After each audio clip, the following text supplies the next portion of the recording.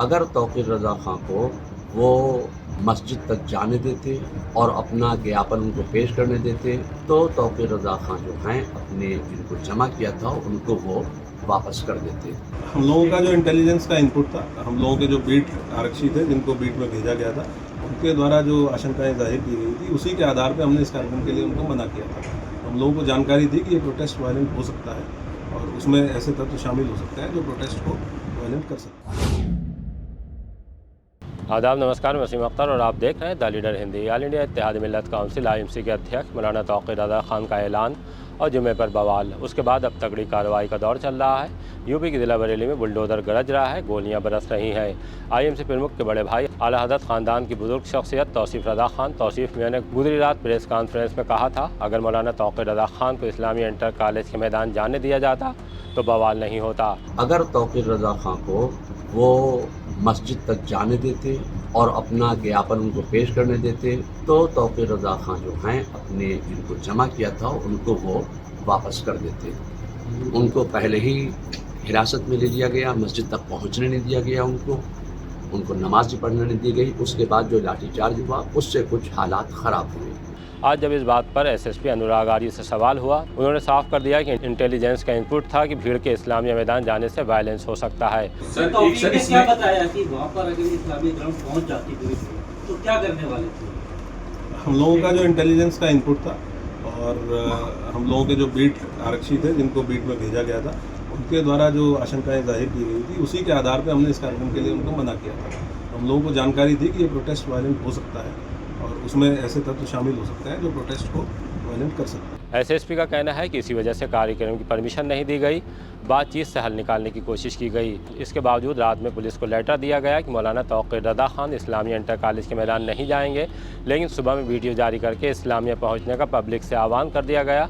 जो कोतवाली पुलिस के द्वारा गिरफ्तार किया गया है डॉक्टर नफीस और उनका पुत्र, इससे पूछताछ में बातें प्रकाश में आई हैं कि 19 तारीख को जब ये अपील जारी की गई लगभग एक हफ्ता पहले, और उसके बाद लगातार संवाद स्थापित किया गया और बताया गया कि इस प्रकार का कोई भी कार्यक्रम लॉ एंड ऑर्डर के पॉइंट ऑफ व्यू से, क्योंकि त्योहारों का समय है और उसके साथ साथ पहले भी इस तरह के जब कार्यक्रम हुए हैं तो काफ़ी समस्याएं पैदा हुई हैं, बहुत घटनाएं हुई हैं, तो इसको करना उचित नहीं रहेगा, इसलिए इसकी अनुमति नहीं दी गई।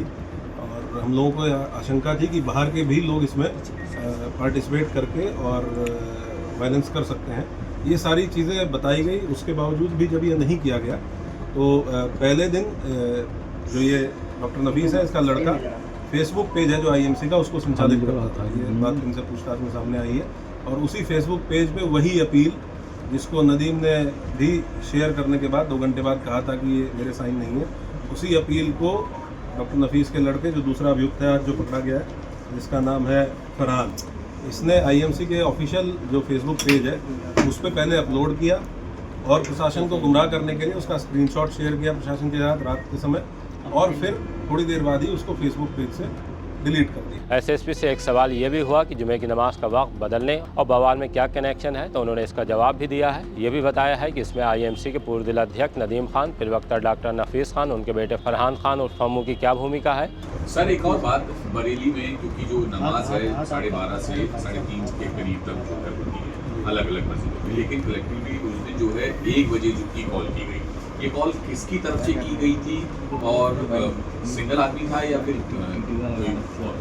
अभी तक की इन्वेस्टिगेशन से क्लियर हुआ है कि जब सुबह 10:30 पौने 11 बजे के आसपास एक वीडियो जारी की गई जिसमें कहा गया कि कार्यक्रम कोई निरस्त नहीं हुआ और कार्यक्रम जैसे भी था, जिस तरीके से उन्होंने डिक्लेयर किया था इसी तरीके से होगा।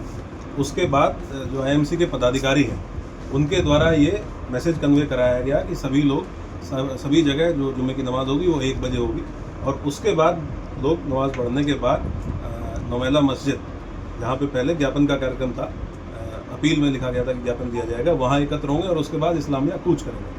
तो ये उस वीडियो जारी होने के बाद सुबह 10:30 पौने 11 बजे से लेके और 1 बजे के बीच में इस मैसेज को कन्वे किया गया कि जो जुमे की नमाज़ होगी वो 1 बजे होगी, क्योंकि नॉर्मली यहाँ नमाज़ आपने सही कहा कि वो लगभग 12:30 से और पौने 4 बजे के आसपास तक होती है, लेकिन उसकी टाइमिंग चेंज किया जाना उन 2-3 घंटों में और 1 बजे डिक्लेयर किया जाना, उससे ये क्लियर है कि वो सोची समझी साजिश के तहत ऐसा किया गया ताकि मैक्सिमम भीड़ इस्लामिया ग्राउंड की तरफ पहुंच सके। NSA संपत्ति जब्त करने को लेकर भी उनसे सवाल हुए। क्या NSA की कार्रवाई करें?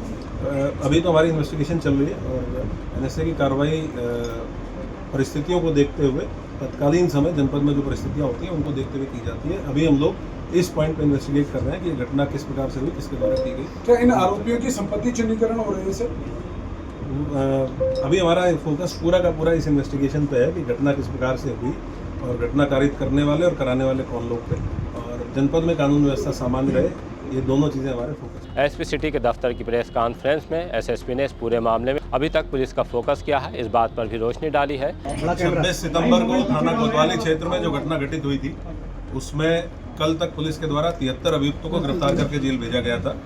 आज टोटल 8 अभियुक्तों को पुलिस के द्वारा गिरफ्तार किया गया है, जिसमें 2 अभियुक्त पुलिस मुठभेड़ के दौरान थाना सीबीगंज की टीम के द्वारा गिरफ्तार किए गए हैं। इसके अलावा 6 अन्य अभियुक्त हैं, इसमें थाना कोतवाली के द्वारा डॉक्टर नफीस खान पुत्र अब्दुल वहीद और फरमान खां पुत्र नफीस खान, ये 2 अभियुक्त गिरफ्तार किए गए हैं और थाना बारादरी पुलिस के द्वारा शान, मोहम्मद नदीम, रिजवान, अमान हुसैन और ताजिम, ये लोग गिरफ्तार किए गए हैं।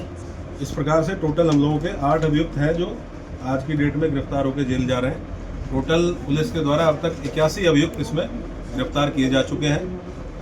हम लोगों की टीमें सीसीटीवी के माध्यम से, ICCC कंट्रोल रूम के जो फुटेजेस उपलब्ध हैं उसके माध्यम से, ड्रोन की जो फुटेजेस उपलब्ध हैं उसके माध्यम से लगातार इस आइडेंटिफिकेशन के लिए लगे हुए हैं कि कौन कौन ऐसे लोग थे जो भीड़ को उकसाने में और भीड़ को एग्रेसिव बनाने में शामिल थे। हम लोगों का मेन फोकस उन लोगों के ऊपर है जिन्होंने इस पूरे प्रोटेस्ट को ऑर्गेनाइज करने में और जो वहाँ पे भीड़ एकत्र हुई उसको एग्रेसिव बनाने में जिनकी अहम भूमिका थी, उसके संबंध में हम लोग इन्वेस्टिगेट कर रहे हैं। जो भी और लोग इसमें इस तरह की भूमिका में प्रकाश में आएंगे हम लोग उसके खिलाफ कार्रवाई करेंगे। बहरहाल पुलिस अब तक गिरफ्तार किए जा चुके आरोपियों, खासकर डॉक्टर नफीस खान, उनके बेटे फम्मू और उनसे पहले नदीम खान, चक महमूद के पार्षद अनीस सकलैनी, IMC के जिलाध्यक्ष शमशाद आलम वगैरह से पूछताछ में कड़ियाँ जोड़ रही है। जांच को बनी SIT अपना काम शुरू कर चुकी है। अब इसमें कितना वक्त लगेगा कह नहीं सकते।